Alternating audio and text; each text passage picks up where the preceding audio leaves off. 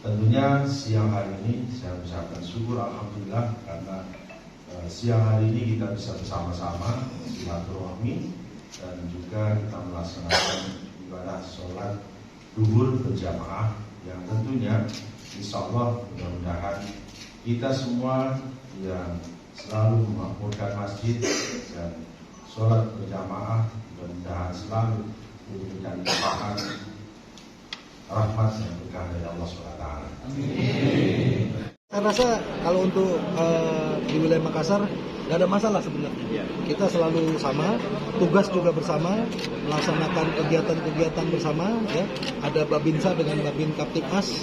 Kita sama-sama di tingkat kelurahan kita sinergi untuk membangun desa. Ya. Desa dalam hal ini kelurahan kalau kita di Kota Makassar.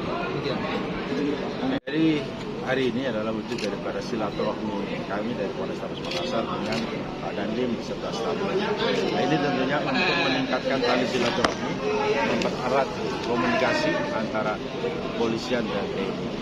Saya yakin bahwa selama ini TNI Polri adalah solid, tidak pernah tidak solid. Yang ada adalah solid dan sinergi dalam menjaga negara kesatuan Republik Indonesia dan juga sama-sama menjaga keamanan dan ketertiban di wilayah Makassar.